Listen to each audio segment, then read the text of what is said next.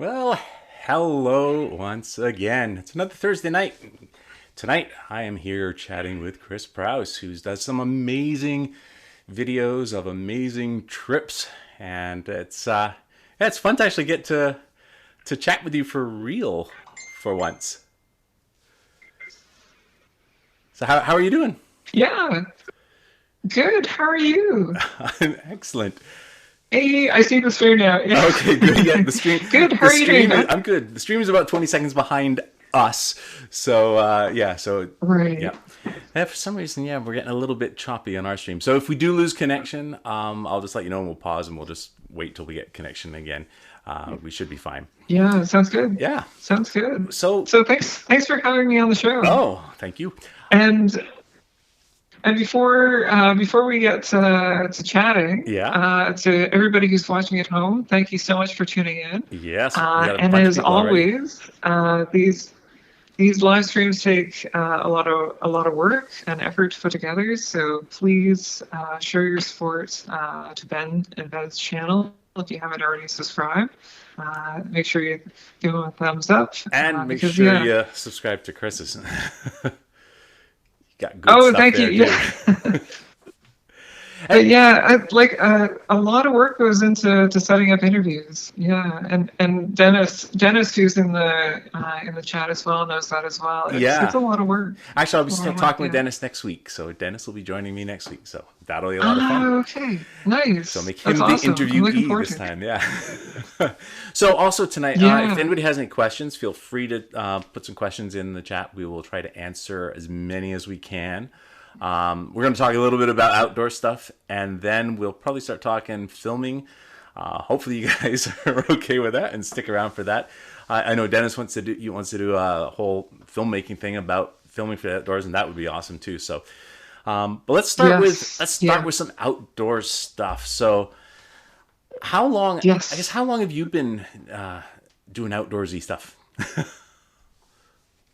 Yeah, it would be so I feel like I've been doing what my version of outdoorsy stuff was for a long time in the sense that like I growing up as a kid I spent summers on Georgian Bay and then during the winters skiing with the family, but that was sort of the extent of my outdoors. And then it wasn't until I met Julia in 2010 that she took me out during the spring of 2010 for my very first canoe camping trip. And after that first trip, I was completely hooked.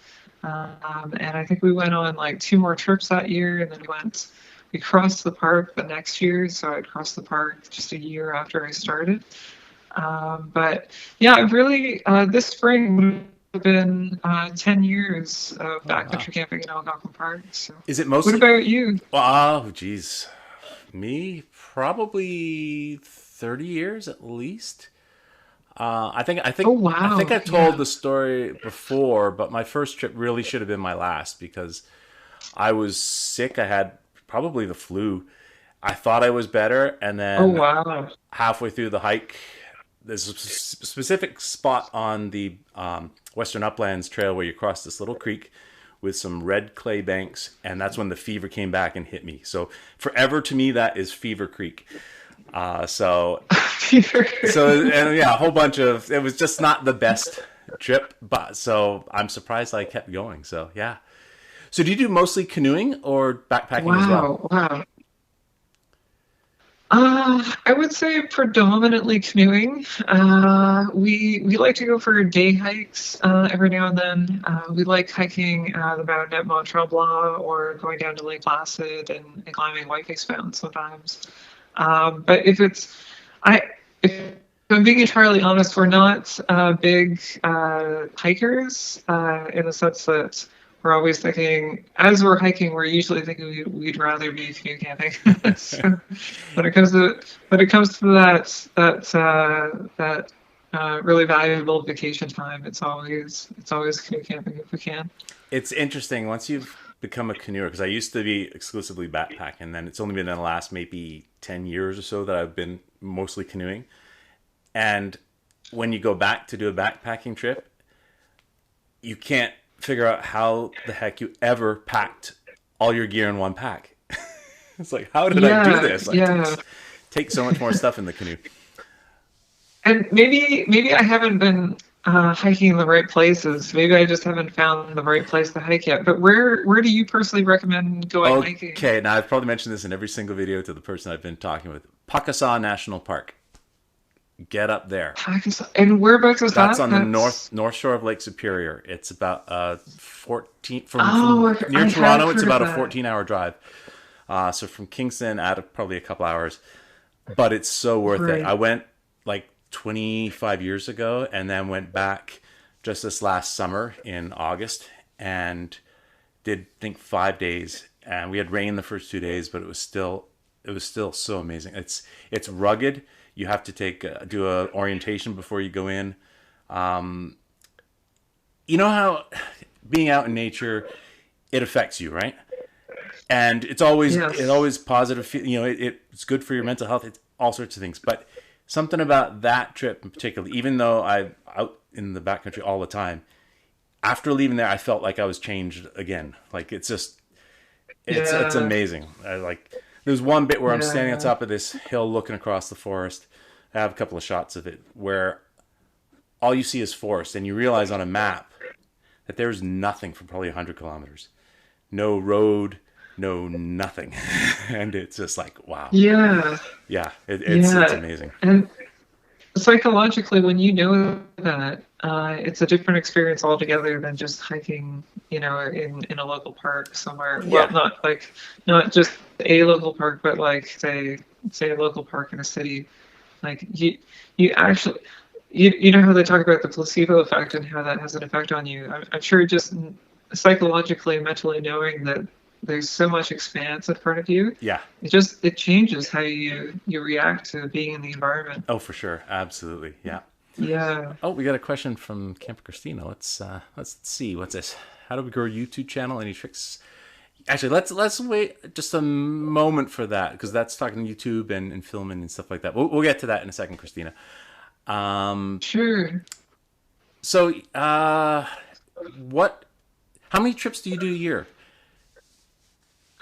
I would say and this is changing naturally because we've now got Cedar with us, but I would say we used to do 3 trips a year, and then that sort of whittled down to about 2 trips a year in Algonquin Park. Yeah. And then with Cedar last year, we only managed to go on 1 trip later in the year in September, end of August, early September. But it is trending downward, which is kind of unfortunate. But that's just the reality of having kids.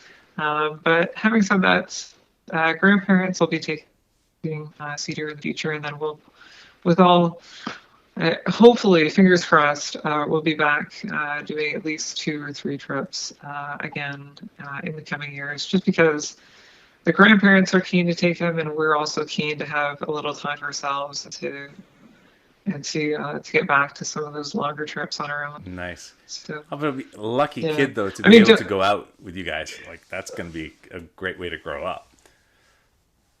yeah, yeah. I don't know if you felt that way the first time we took them out because it was well the in the upcoming series you'll see how it went, but we did not. We planned for everything that we thought we needed to plan for, and the weather threw us a really big curveball. It was raining as we were headed in, Yeah. and that Cedar did not react very well to being in what they call a newt suit, which is a rain suit for kids. Oh wow, cool. And he didn't react very well to being in the newt suit and his life jacket, which was the one and only thing that we didn't test before going backcountry camping with him. But yeah, how many trips do you go on a year, Ben? Ah, as many as I can. I've been trying to get out at least a couple of times a month if I can. It really depends on the month. In the winter, Right. it's funny. In the winter, I find I almost do more. But like I would have been out at least once already had we been able to get out. Probably do at least two usually in May, and then June might be the month I do the least, just because there's so many bugs. I don't like the bugs. That's what's so great about winter Yeah. camping. No bugs in winter. But yeah, I'm trying to get out as much as I can, at least once a month, if not more. So, and that might be only like a day or two Right. sometimes, Wow. but sometimes longer. Right. So yeah. Yeah. Cool. So how long have But you? yeah, Go ahead. you probably get people asking you some of the same questions that people ask us, in the sense that they'll say like, "I'm planning this trip in June," and then your brain will be like, "Whoa, whoa, whoa, whoa!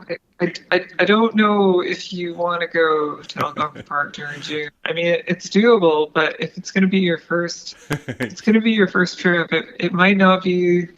You might want to wait until August if it's going to be your first trip." Yeah, for sure, because Yeah. it's yeah, it's. I remember one trip I did. It was supposed to be a 2-night backpacking trip, and it ended up just being. I bailed after one night. I was in my tent at like 6:30 because of the bugs, and it was like rain on the tent. You could hear them hitting it, and it's just Yeah. not fun, not at all.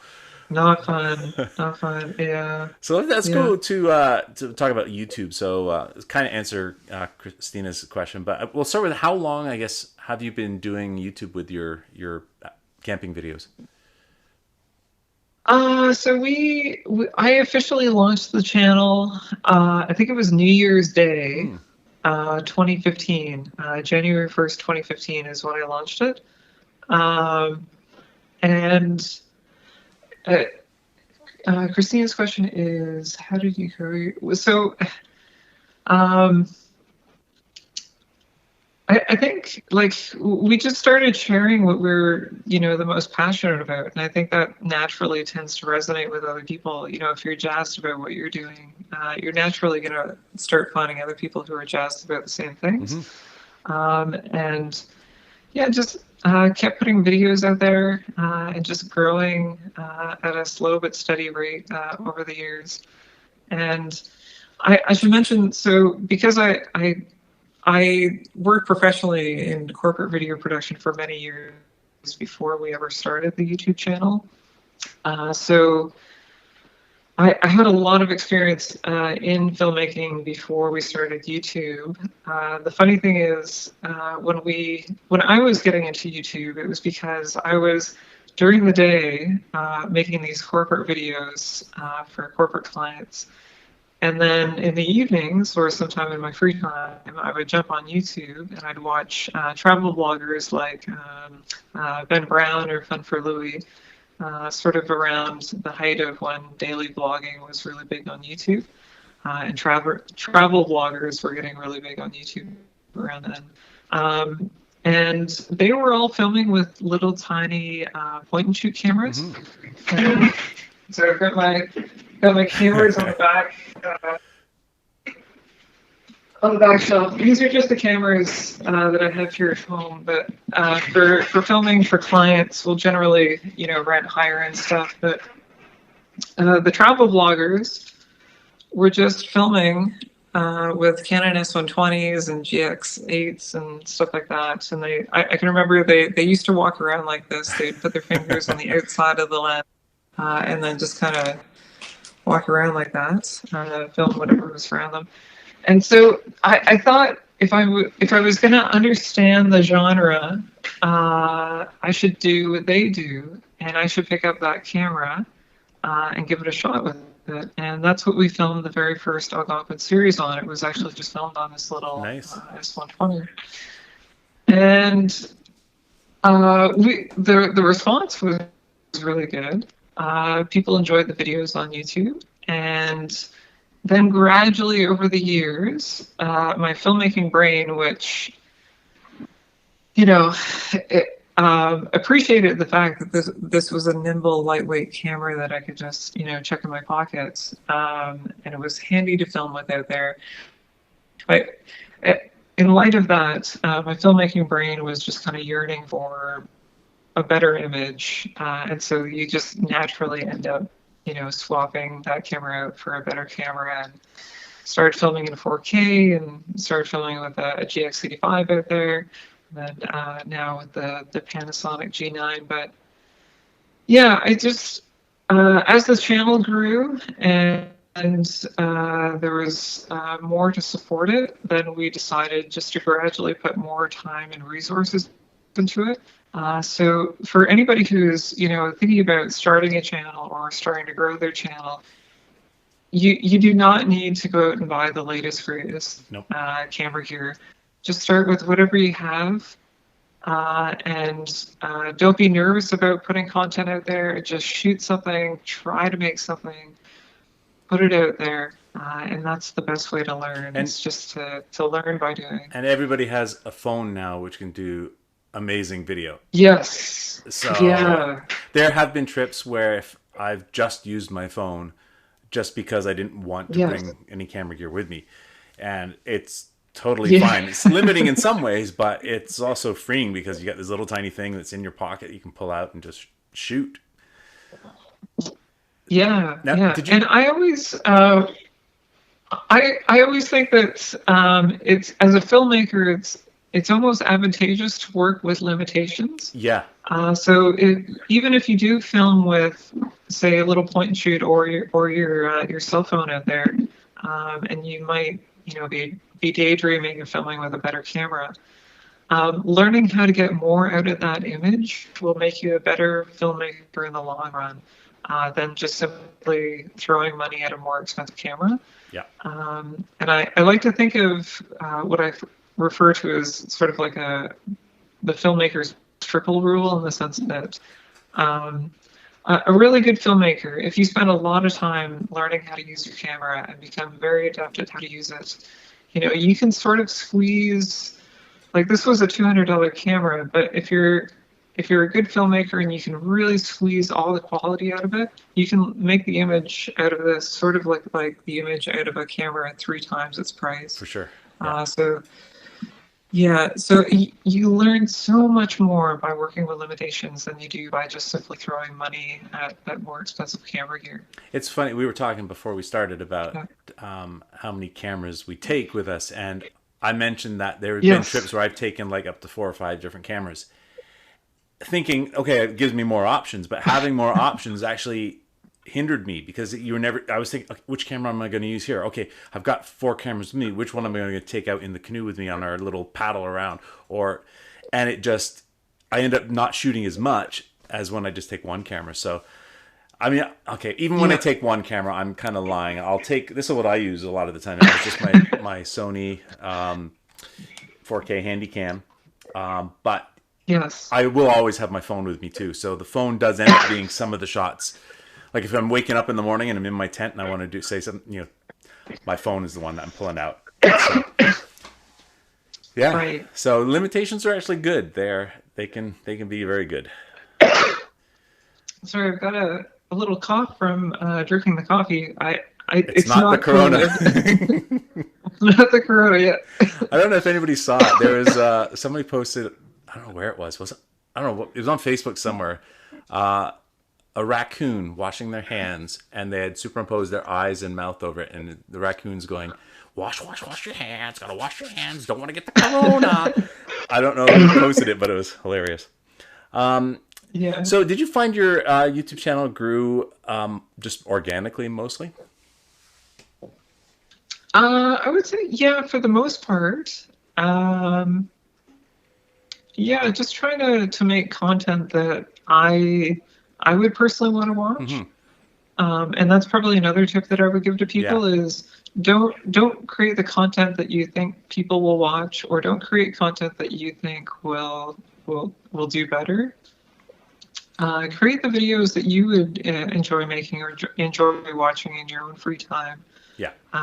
And if you do that, you're going to put if you create something that you believe in and you personally enjoy, you'll put your own blood, sweat, and tears into it. But if you put, say you're trying to cater to the audience and what you think will be successful on YouTube, you end up kind of falling out of love with what you're creating, I think, Yeah. sometimes. Absolutely. Yeah. And then if you continue down that road, you'll invariably sort of paint yourself into a bit of a corner. And I can't tell you how many people over the years, I've been making videos for almost over 25 years now, and I've seen a lot of people get into particular niches of filmmaking, simply because they think there's Mm, a lot of money in it. yeah. Like they get into weddings, or they get into music videos, or they get into any number of things. But like 5, 10 years later, it's just it's eaten away at their love for creating. Yeah. And so like follow whatever gets you jazzed. And if you're Yeah. going to be creating videos for YouTube and you want to regularly do it, it's a lot of work. So you got to be liking what you're doing. You don't want to be It's doing something that you don't like. Like there's absolutely no point. absolutely, Yeah, so there's no point copying the style of somebody absolutely. else if that's not you.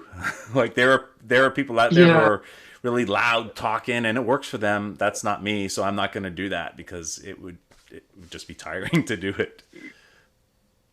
Yeah, yeah. What about you? What's your experience been like then with creating content on YouTube and growing? It's it's odd. Part of it. So most of my stuff is grown organically. People finding it and so on. I've been trying to. I would like it to generate a little bit of income so that it's something else to have Yes, along with the other video work I do. But it is tough to get it to the point where you're getting a lot of people seeing it all the time. I'm finding it hardest part is getting people to find it, and even with the amount of people that are only watching it so far, I still find that people will recognize me when I'm out. I don't know if you get that. Do you get that when you're out in the park? Sometimes people run into you and go, "Oh," yeah, yeah. It does happen quite a bit actually. Yeah, which is yeah. kind of cool. It's really nice to. It is kind of cool. It's really nice to meet people. I love to ask like where they're from, Yeah, and ask them what their favorite lakes are and things like that. It is a nice way to interact with the community. And like we'll meet people on portages, we'll meet people in the parking lot at Canoe Lake, and um, it's so funny. In the upcoming series, we got into some trouble with a bear, which you may or may not have heard, oh yeah, but you were talking about it'll that. be Yeah, coming in the series. that's awesome. Yeah, and we're in a sticky situation coming out of the park, and uh, we happen to be going through a portage, and we're in a bit of a tricky situation. I won't give too much away, but one of our subscribers just happened to paddle up Oh, to the nice. portage, said, "Hey, I watch your videos." We chatted for a little bit, and then we said, "Hey, by the way, would it be possible if you helped us with this, with one of the issues that we're having? Because we're one of our pieces of gear was I don't want to give too many details away, but Save it for the video. People yeah, will have to watch the video to get the story. so yeah, so for the video, yeah." Yeah, and let's see, I see Matt Hahn is here in the stream as well. Matt's creating a fantastic series as well. He's doing Mark in the Park on YouTube. Oh, nice. Definitely Oh yeah, worth checking out I've as seen a well. bit of that. Yeah, Yeah, really yeah. cool. And we've got Alexis Outdoors Alexis is as there. Yeah, well. She's rocking it. She's creating some awesome content too. we've got a bunch of people asking questions. We're probably gonna miss a bunch of your questions because we're just chatting and you guys are asking questions, but that's That's it. fine. Yeah. um, Somebody did ask about were you self-taught filmmaking or did you go to school? Yeah, actually, completely self-taught. Nice. Yeah. So I have a formal education in economics, but like I started playing with video when I was in, gosh, like it just I think I started experimenting with making videos probably around when I was about 10. Oh wow. And yeah, just it really never stopped. So like my dad had a really old camcorder that I started making videos with, and then started filming family trips and family outings. And then, in high school, bought my first cameras. And then before, some filmmakers will know this and some won't, but DSLR filmmaking got really big right around, I think, about 2009 when the 5D Mark II came out, Yeah. and the T2I came out not long after that. But before the age of DSLR filmmaking, which is what a lot of YouTubers are filming on now, like I had an old digital video camera Mm-hmm. that I bolted a 35 millimeter adapter onto the front Oh, of, wow. and then put a lens on the front of that. And your image was actually flipped because of the way the 35 millimeter Oh, adapter wow. worked. Yeah, so you'd have to flip everything in post. Um, and I learned all that from Philip Bloom, Oh, actually, cool. and a lot of other websites that were kind of trying to get that SLR lens look, but before SLRs, well, before DSLRs could do it. But I was kind of fascinated by how optics worked and things like that, and playing with different lenses. And then when the DSLRs arrived, like the 5D Mark II and the T2I, and made it way more accessible, I sort of feel like I had a head start on all that. I already knew how the optics worked and Mm-hmm. knew my way around a camera and I could edit. So yeah, but yeah, completely self-taught. That's The cool. the internet is filled with so many fantastic resources, and there's an answer to almost every question a filmmaker might have somewhere online. So That's right. yeah. What about you, Ben? I did go to school. I went to York University for film and video production. Um, Okay. but honestly, I mean, okay, you learn the basics. So you learn all the basics of filmmaking. You know how light works, how cameras work, and all that. And that applies to everything now. But honestly, it's very different anyway. So I had to self teach myself, nonlinear editing because at the time we were doing tape to tape Yeah. and film. Yeah. So this, I mean, once you got to computers and you could do it non-linear, oh my God. Because you used to literally have to do things in order. And if you made a mistake or you wanted to Yes. change something, you had to start from the very beginning again. So yeah, Yeah. it's way better Yeah. now. And if I remember correctly, you currently edit in Final Cut Pro 10? No, I'm on Adobe. I'm on all the Adobe Oh, stuff. you're on Adobe. Yeah, Oh, okay. yeah. Gotcha. So Okay. you're a Final Cut Oh, person. Final Cut person. Yeah, yeah.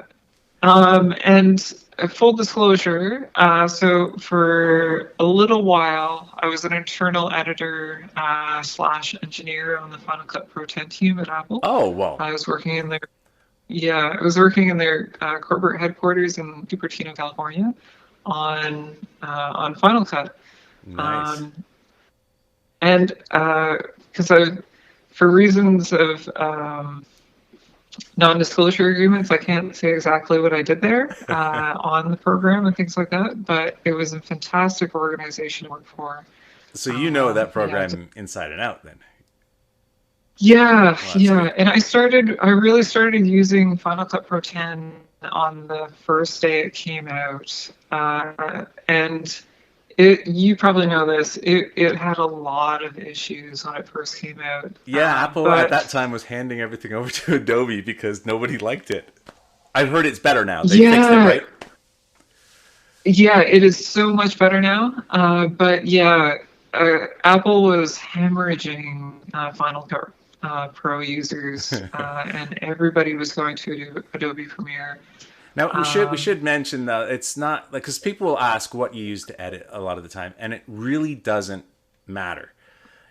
doesn't It's matter. it's Yeah, it's yeah. just the tool to get your final thing. And even if you're delivering for for TV, I had the show Get Outside, we had to all we had to do was deliver it in a certain format. They don't care what it's edited Yes. on as long as you're delivering in that format. So it really doesn't matter what you edit on. It's understanding how to Yeah. edit and how to storytell, and that's the most important thing. Yeah, if you really wanted to, you could produce. Well, you might not, maybe not to the full extent, but like you could arguably start up and run a successful YouTube channel on just iMovie. Yeah. Um, Can you use yeah, and iMovie? so I've tried. So it's a yeah, problem when you're used to the professional software. I find you go to the more consumer stuff, which is technically easier, and you look at it and you go, I don't know what to do. yeah. I totally get what you mean. Yeah, I originally started out on Windows Movie Maker way back in the day, Oh and yeah, I then I remember went to that. Yeah. iMovie. Yeah, then I went to iMovie. Then I went to Final Cut Express, and then I went to Final Cut Pro 7 Studio or Studio 7 or whatever. I can't remember what order that is now, but and then after that to Final Cut Pro 10. But yeah, and you probably get asked this on a regular basis. Yeah, what you edit in Yeah, and and it really doesn't matter. anything. Yeah. It really doesn't matter. Yeah, yeah. Question from Kelly: how long does it generally take you to edit a video? So let's say you're out for a Uh, 5 day trip. What does that end up being? Because you don't do that as one big long video generally. You usually do like day or 2 days at a time, right? Yeah, usually one day at a time. Last year we for the first video in the Algonquin series we put day one and day two together Mm-hmm. just to make it a bit of a longer video. Um, each day of a trip, say we go out for a 7 day trip, in the field we film anywhere from 2 to 3 hours of raw usable content. Sometimes as much as 4 hours, and that's all thanks to Julia being very patient with me. Having said that, we generally try to film in a way that doesn't slow us down. So I try not to slow us down on portages. I try not to slow us down around the campsite because I had to be respectful of the fact that these trips are still Julia's vacation. They're still my vacation as well. I'm happy to film, but I don't want to drive her absolutely nuts. But we'll film, yeah, anywhere from 2 to 4 hours per day. And then in post production, I'll think about that 3 hours, go through it, and make what professional editors like you and I would refer to as a string out edit, where you put all the usable content down in the timeline that you might use or consider for the storyline. And in some cases, some YouTubers might just hit render and upload that. Mm-hmm. But for me, the process really starts for me right there in terms of tapering it down to a really refined story with a lot of pacing, energy, flow. And that process takes much, much longer. So sometimes I'll spend, the better part of my evenings and weekends for, I want to say about 2 or 3 weeks sometimes for each one of those videos. And a lot of my time is spent searching for music. Yeah. You probably encounter this, like finding good high quality music that fits with Yeah. your piece or what you're trying to create means you often spend hours and hours and hours trying to find that Especially for right clients. piece Oh of my music. God, for clients, it's the worst. They'll say, "Oh, find me a piece of music." Yeah, Then you find one. Oh, I don't like that one. Then you got to start yeah, again. yeah, yeah. It is such a giant time suck. Yeah, and that's why I really recommend going to like a website like themusicbed.com or Yeah. artlist.io Artlist is pretty good. or I like them. Epidemics. Yeah. Artlist is great, Yeah. and the nice thing about Artlist is no restrictions of any kind on your content. Right. So Exactly. Yeah. yeah, I did want to yeah. ask about a video. I don't know when it was. It was at least maybe a year or two. I think you might have posted it as its own separate video, or it was definitely part of one of your videos. You did a time lapse at night paddling out on the lake until sunrise. Yes, How long were you out there? yes. Was it you out there, or was that Julia out there, or That was me out there. So funny story behind that one super short shot because I think the whole time lapse is I think it's maybe somewhere between 5 to 8 seconds in total length. Because each exposure for a nighttime photo, if you're trying to capture 24 frames per second to make a time lapse, each shot, so 24 shots in just 1 second, yeah? each shot was a 30-second exposure, Wow. which meant I had to sit out there for hours. But the really funny thing about that particular shot was when I first went out at night thinking I would get it. the stars and the moon were out, and in terms of exposure, they were overpowering Oh, the really? light that the Yeah. canoe was creating, or the light that I had in the canoe. Right. So I had to wait until the sun set, or sorry, not the sunset. I had to wait until the moon set, Right. which wasn't until I think it set around like 2 in the morning, 2, 3 in the morning. And then I went out in the canoe, and I was paddling around until almost dawn when you could see the blue dusk light coming up. And I was so exhausted by the end of it. But it created a really interesting shot. And sometimes, like, that's what keeps you jazzed. That's what keeps you creating. Yeah. And It's even like getting a sunrise or something like that. The shots that take work are the most satisfying. You know, it's not everybody yeah, wants to get yeah, up before the sun gets up to get a sunrise shot, but they're nice to get because not everybody's going to get it. yeah, yeah. I also want to ask you about your most viewed video. Which of your videos is your most viewed? Oh my goodness. So I would say our most viewed video, I don't know which one is ahead right now at the particular moment, but it's either one of our winter camping in a four-season tent videos, or it's the video where Julia dives into the water on Manitou Lake, and we had to blur out her butt. Yeah. It's one of those I, two. I I'm did not notice the sure number of which. views on that was considerably more than the most of the others. Yeah, I've yeah. said to my buddy It sort of Tim, went viral. yeah, I've said to my buddy Tim, we should do that. And then I thought, no, we'll get no views. Two guys jumping in the lakes, skinny dipping, aren't going to get any views at all.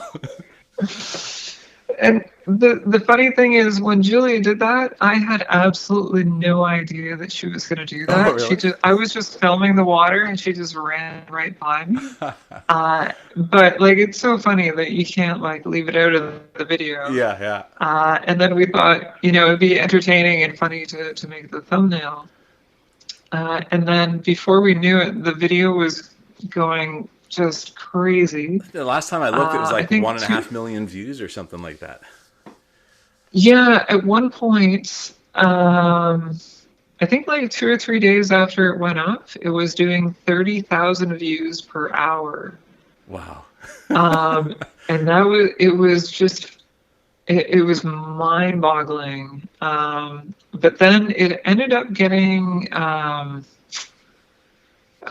it didn't, I think it got put into restricted mode Oh, really? because something flagged the video because of the thumbnail, Oh, and then the views dropped off oh. significantly after that. That's funny. Yeah. Let's see.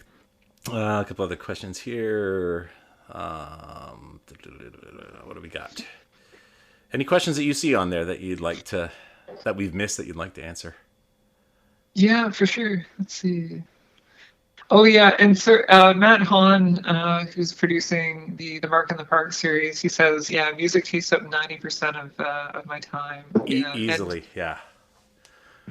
yeah, I think it's important to talk about this too because I think a lot of people who might be watching your content don't know that it takes that much time, and it's.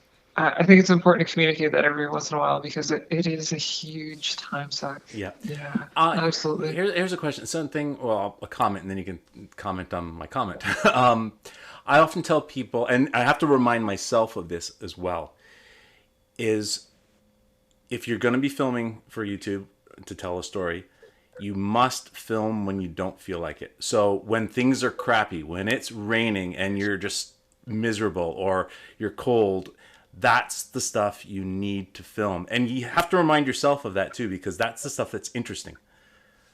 Yes, yeah. No, you raise a really, really good point. Absolutely. Those, yeah, for sure, 100% totally agree with that. Yeah. And what's so It's hard funny is sometimes. that well, it's and maybe people are doing it for what they think are the right reasons, but sometimes the weather will change and it'll get really, really bad. It'll start raining, and sometimes you see some YouTubers put their cameras away, or put them maybe in the Yeah. Pelican box, or or whatever. And something that I've come to recognize over the years, and I want to share this with people, but keep in mind, I still do look out for our camera gear.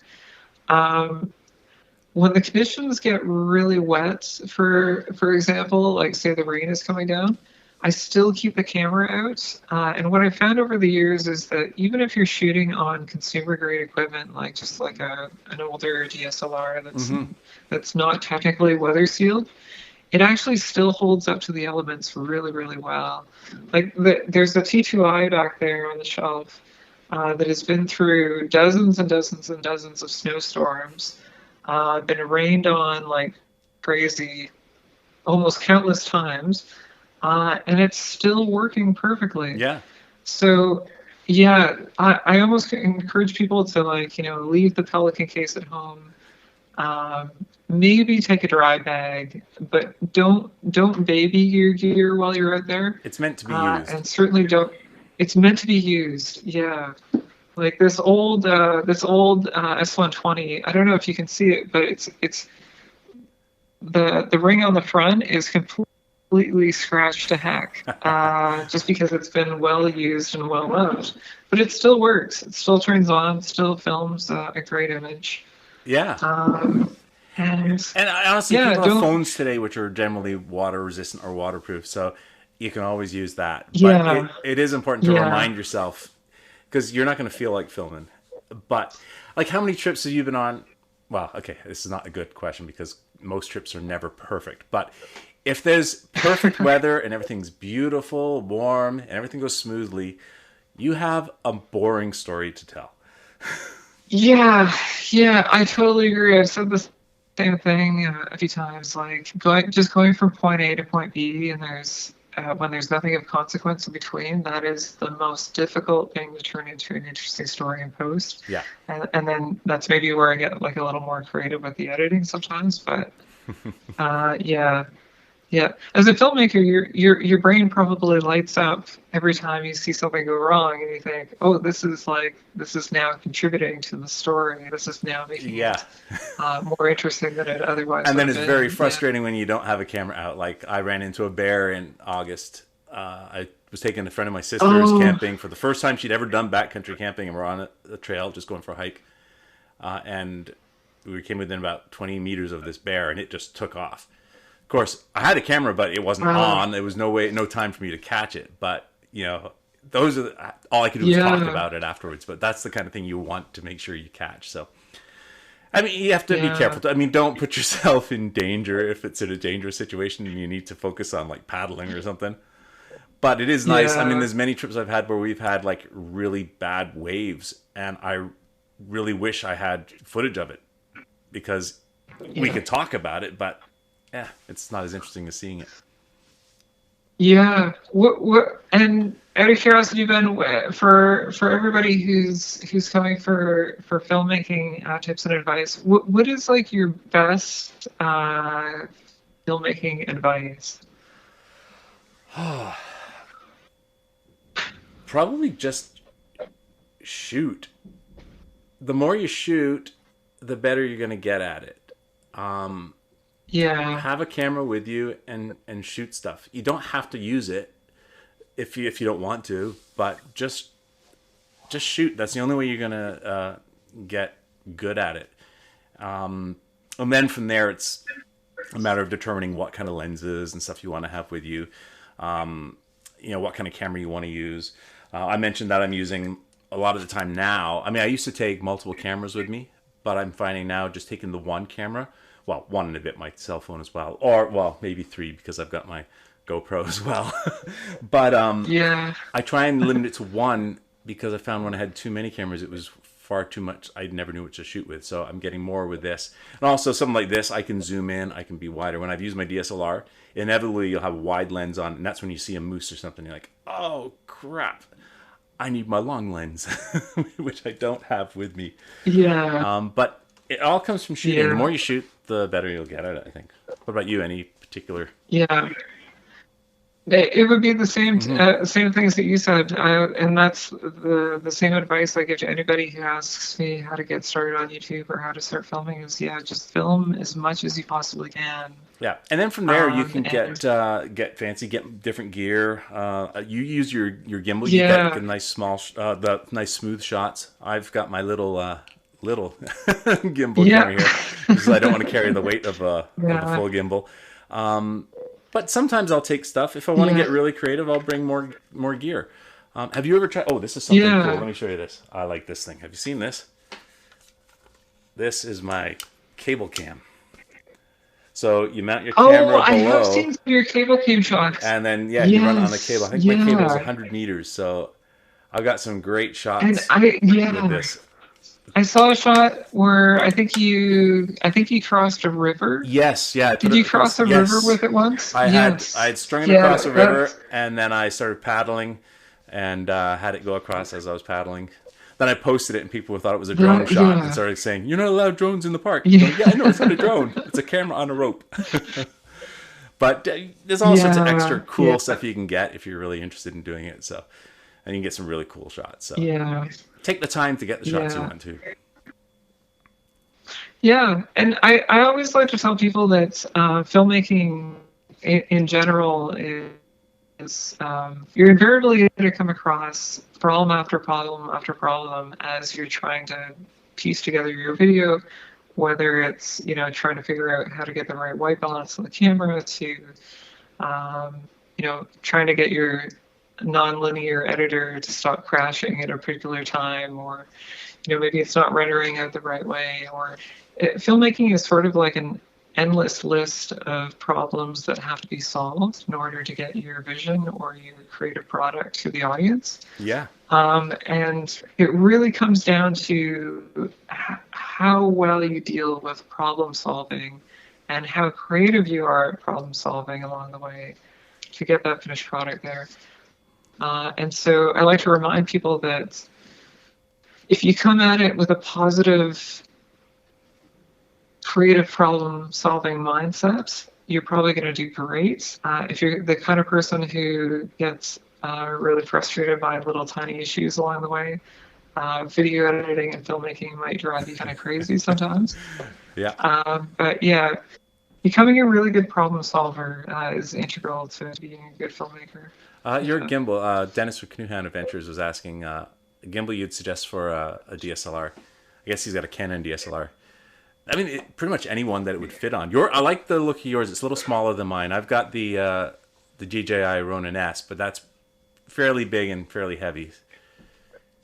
Yeah, and your Ronin S is actually like it's kind of become like the standard now. Like Yeah, that's it, the Ronin S like really blew up. My the gimbal that I film with right now is the Pilot Fly Adventure gimbal. yep, Um, and it's the reason why I was filming with this is because it had the bent angle on the rear axis, which meant that if your camera was sitting this way and it was facing this way, you could still see the LCD screen. Oh, okay. And this was actually out before the Ronin. Nice. Uh, yeah, Pilot Fly were actually the first people to have that bent arm, that bent reduced arm on the back. So it's funny they actually I think they were trying to patent it, Oh, and wow. then DJI came along like a year or two later and did the same thing, and so quite clearly it wasn't patented. Nice. And you can get gimbals But for your cell phones as well. And they're relatively inexpensive, like, yes, 150 bucks or something like that. And they work pretty good. I've got one, I've used it many times, and it's totally fine. Oh, Alexis is asking us about, do we get frustrated with how many times you need to adjust the tripod for different shots? Mostly when you're filming yourself. yeah, yeah, yeah. Do you take a tripod? I guess you Um, do take a tripod with you, right? yeah, Is it a big one or a I little do. I one? can show you. Sure. So we carry a full size. I've got a Manfrotto fluid head on the top, and then it's actually a lightweight carbon fiber tripod, so Nice. all the legs are carbon fiber. So the whole thing, I think, I think the whole thing weighs, I think it's about 8 pounds. And I know a lot of people say like, oh, they just take the cheapest tripod out there, but That's fine if you're my just going to experience lock with off this, shots, but if you want to pan or anything, you need something good.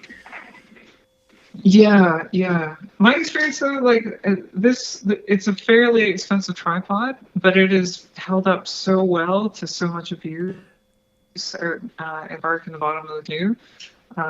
And like it's also quite lightweight compared to other tripods of its size. So that's Does can't that one speak have highly a enough. ball head? Because that is very handy. I have one of my tripods that I sometimes take has a ball head, and that is really handy. Right. So is Yeah. that a And ball head I or do not? have ball heads. Okay. Yeah. No, this one is just a standard fluid head, So if just people with don't the know, a ball head allows you, so you can just, doesn't matter what the legs are doing, you adjust where the head is. So if you want to get things level, you're not constantly just trying to fiddle with a leg and then another leg. You can just adjust the head, and it's really convenient. yeah. I should say though, so I I love having the tripod there for things like time Yeah. lapses or getting shots where Julie and I are both in the shot. And I've come to recognize that carrying a tripod out there is sort of a necessary evil. When I'd rather not get tripod shots. It's not the weight of the tripod that bothers me. What I don't like about tripods is, well, just to preface this, when I started out in corporate video production, my clients were used to people who would come in to shoot their videos, put a camera on a tripod in the middle of the room, and they filmed all their shots that way. And so all their shots look the same, Hmm. like they're all sort of like eye level, and nothing particularly interesting. And then I started to realize this, and that's why I started showing up to my shoots, in clothes that I wasn't too concerned about getting dirty. The funny thing is, a lot of my competitors in town would show up to shoots wearing like really nice dress clothes, um, and for that reason, they come in, they set up their tripod, they put their camera on top of the tripod, they get their shots. But they're not going to do anything interesting. They're not going to get down on the ground. But I'd show up in reasonable looking clothing, but clothing that I was comfortable with getting down on the ground with. And I'd film shots down on the dusty ground, or I'd climb up into the rafters, or I'd climb behind things, um, and put the camera into interesting places all over the room. If it was filming in like a venue that had a lot of, well, I guess what I'm trying to say is I would avoid tripod shots like the plague, and try to make my shots look more interesting by filming from the ground or filming from up high. And I wasn't afraid to get dirty down on the ground getting those shots. Um, and I would encourage filmmakers to do that as well. For sure. Like you might have the tripod there with you, but maybe try to put the camera down on the ground and try to capture a different looking shot looking up, or put the camera up high in a tree somewhere and try to get some new interesting angle out of it. But yeah, the tripods are necessary evils. Yeah. You you do have to use them every now and then, and they come in real handy for time lapses. Yeah, That's probably or for getting one of the shots of biggest. yourself if you're shooting it on your own. You want to make sure that Yeah, you're in the shots occasionally. Let's see. Martin yeah. asked about, yeah, yes, you can put an iPhone on a gimbal. I think we answered that for you. What else we got here?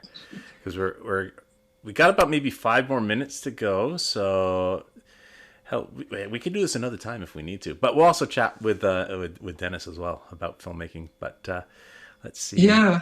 Somebody's asking about. Who was asking? And if you want to go a few minutes past 5, I'm happy to keep Yeah, going we too. can do. I'm just Yeah. not totally sure. The stream was set up to end at 9. Okay, sure. I don't know if Yeah. it does. It might let us keep going. If we suddenly get cut Gotcha. off at 9, that's what happened. The stream was set to end because they don't normally go longer than an hour. We'll try. How about that? We'll Yeah. try to go longer than an hour, and we'll see how it goes. If Sounds not, if we good. get cut off, that's what happened.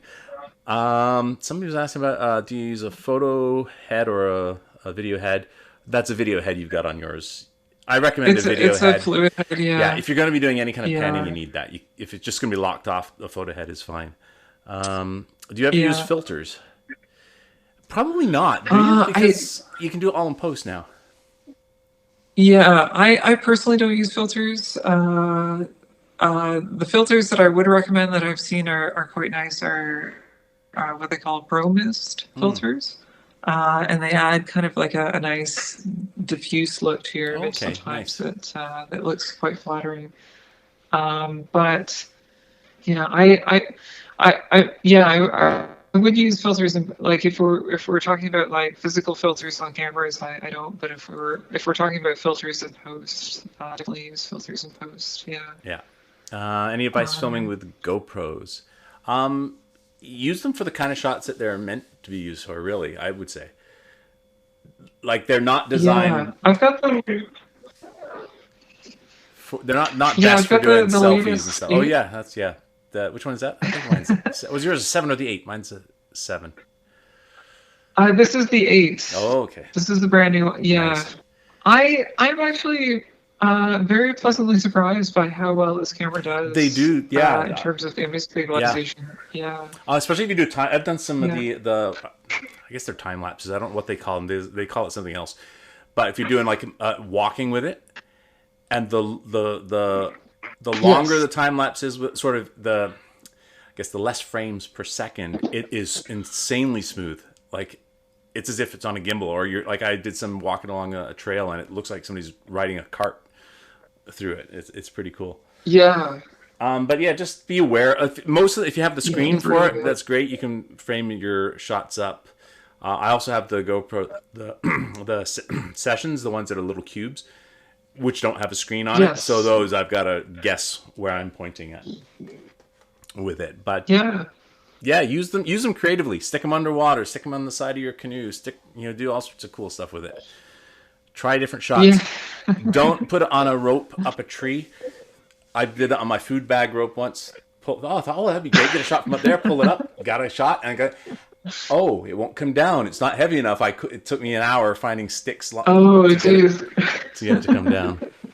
Um, let's see what else we got here. Any other questions that you've Oh, seen? and we've got Ross is in the stream. Ross is one of our Oh, patrons. Hey, nice. Ross. Thanks for tuning in, Oh, Ross. yeah, he's asking Ross about is using a asking. drone. Yeah, you cannot use a drone in the park, any of the provincial parks. Yeah, Oh, yeah, technically, you're allowed to take off outside of the park and get shots of the yes, park. You can't land in the yeah, park, but also be aware that you need to be licensed to fly a drone now. So the yes. fines are big, and I I've heard of them seeing footage and finding out people who didn't have permits and or licenses, and they fined them. So Yeah, yeah.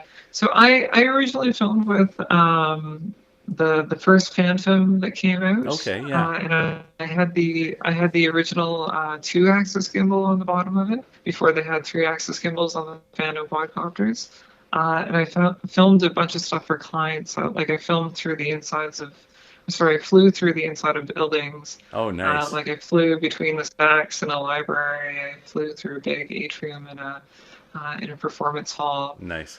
Um, but yeah, the trying to get the permits and all the paperwork done is just kind of nutty on the corporate side of things. Yeah, So I really stopped. in the Yeah. season 2 of Get Outside, we used the drone for because we were filming on private land, and Haley Sontag actually, Right. Yeah. from Wild Canoes, she has her license to fly, and she has her own drone, so we used that. Problem Oh, was cool. we got one shot because it was like minus 20 out.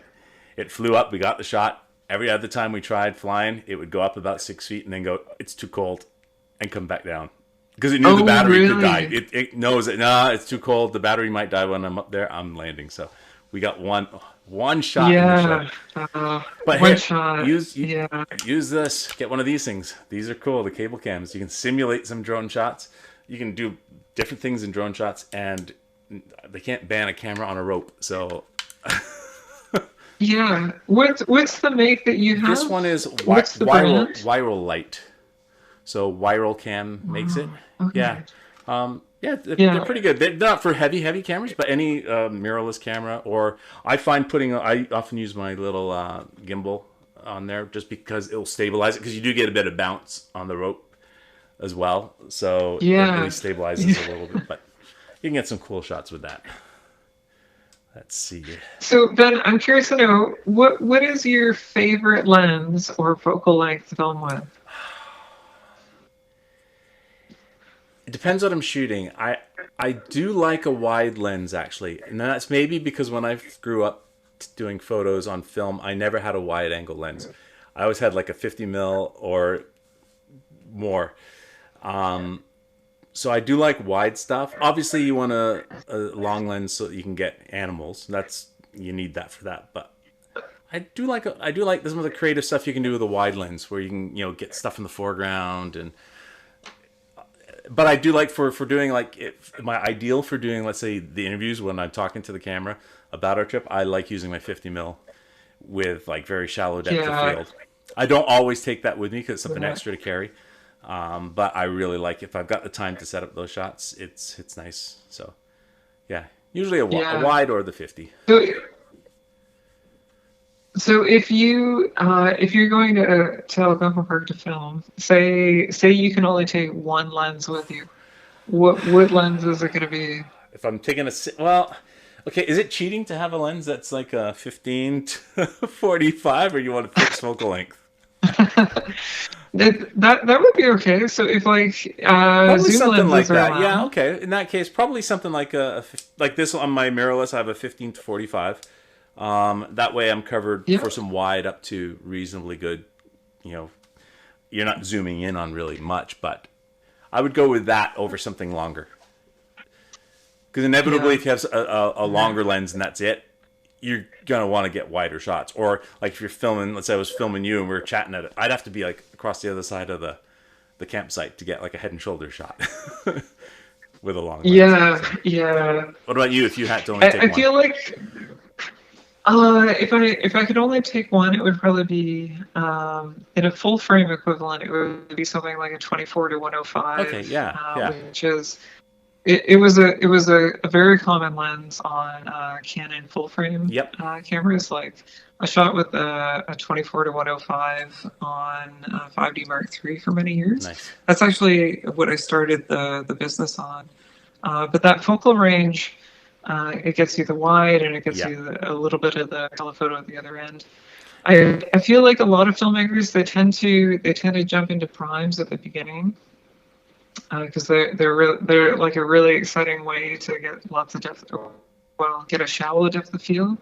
But then when you start going to shoots and filming for clients, you start to realize I need lots of coverage in a yeah, short period of time. So I need to get wide angles.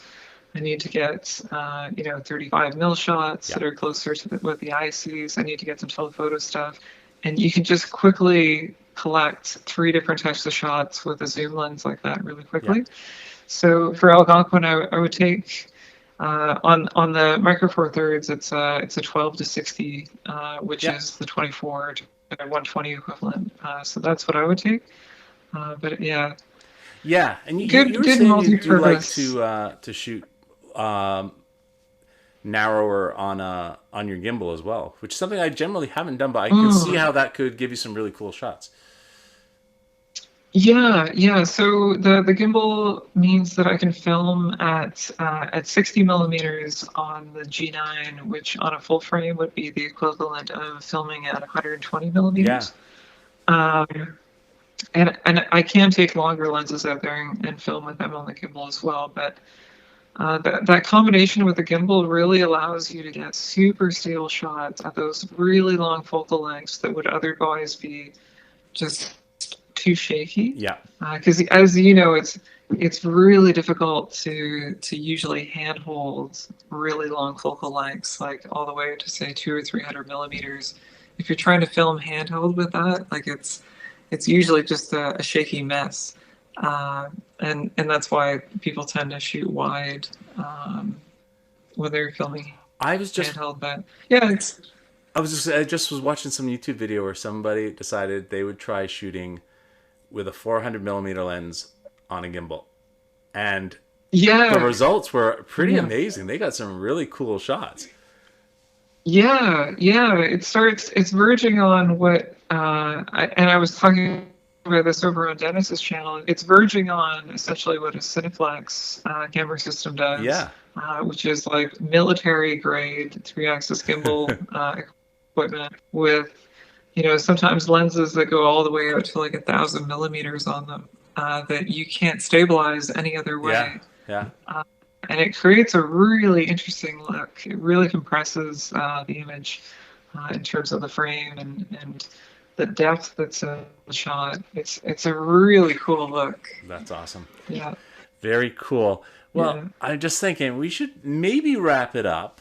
And I don't know if you'd be interested, but if you want to do this another, maybe in a few weeks from now, I'd be happy to do another one. We could chat more because it seems people do want to learn about filmmaking. So it's up to you, but we could potentially do yeah. that as well if you'd like. Absolutely, And if Dennis wants to do absolutely. one, Yeah, definitely we can chat more on there too.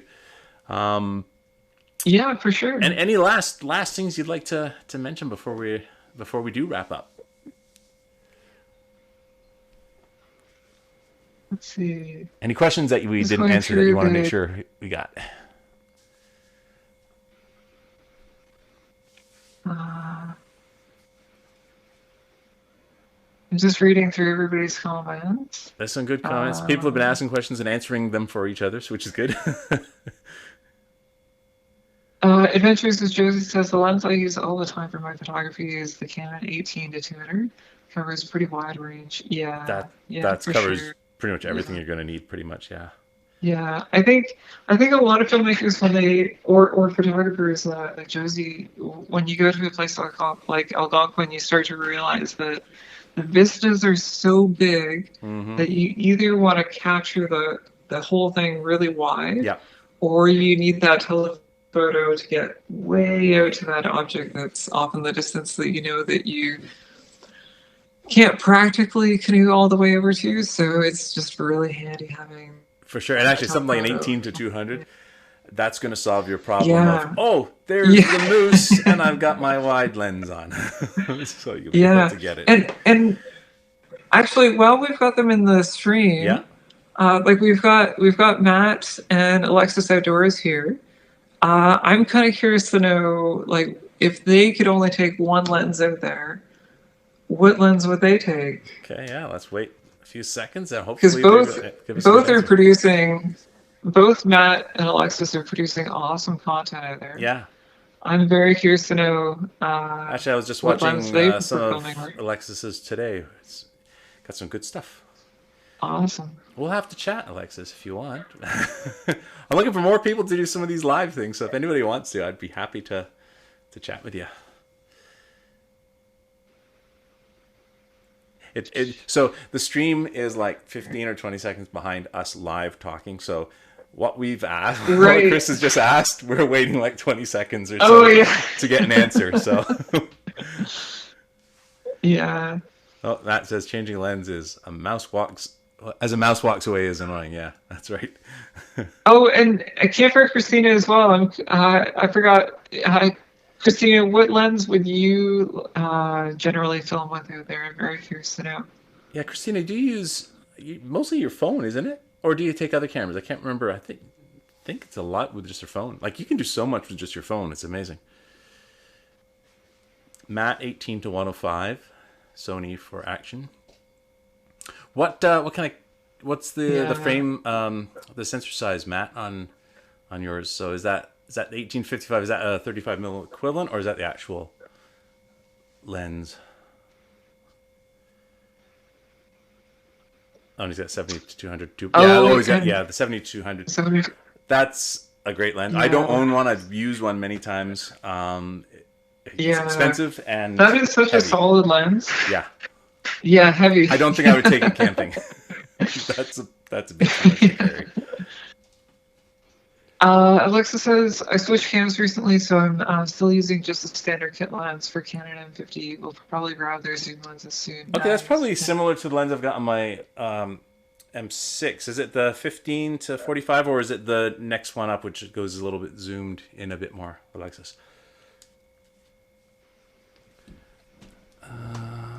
Oh, and Matt says 1.5 times Oh, yeah. crop. Yeah, yeah. Which, you know what? It's weird.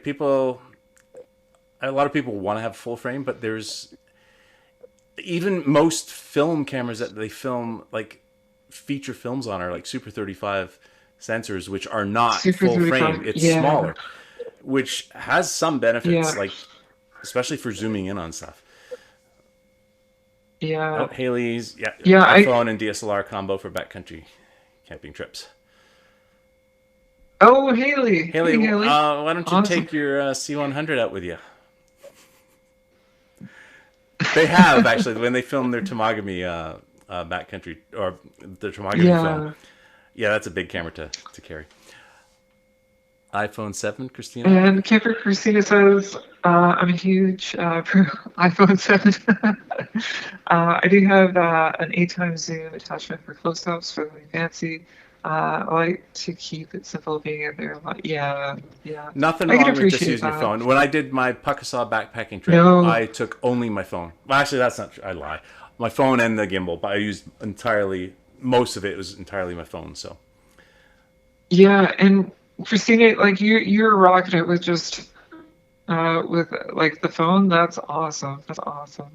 yeah. Yeah. So, it And just shows Alexis the Outdoors camera doesn't says matter. camera doesn't matter. Yeah. Alexis is using, yeah, she Yeah, 15 confirmed to 45. Yeah, 15 to 45. Nice. Matt says, I love 1.5 crop for tights. Yeah, wildlife. Yeah, for yeah, sure. There we go. yeah. Cool. How And was that, Josie? adventures for photography and filming, I use a Canon T3i with 18 to 200. 200 and a GoPro 7 6.9. Yeah, nice. Yeah. Yeah, keeping it Those, simple those is. Rebel cameras, What's that? Oh, the Rebels. Yeah, those Rebel cameras, yeah, they're such great cameras. yeah. That for anybody who's like thinking about getting into filmmaking, like that, you can't go And wrong with that. do A they? Rebel. I don't. Do they? I guess assume they still make them. They're pretty inexpensive for a camera. Yeah, yeah. I always tell somebody if they want to get into DSLR filmmaking, and they don't want to spend a lot of money, go on eBay, pick up an older Rebel camera. Yeah, You probably pick up like a T4i, T5i, 6i for like a used price of maybe like yeah. $400, maybe even less, and you'd be off to the There you go, races. Josie. You just summed it up. The best camera is the one you have with you. Absolutely right. Hey, that's yeah, great advice. Yeah, yeah, Cool.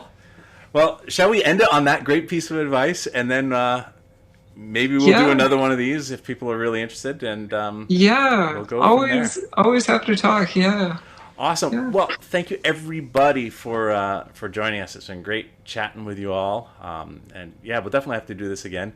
It's yes, been a lot of fun, and until then, though, I'll say bye and thank you so much for joining us.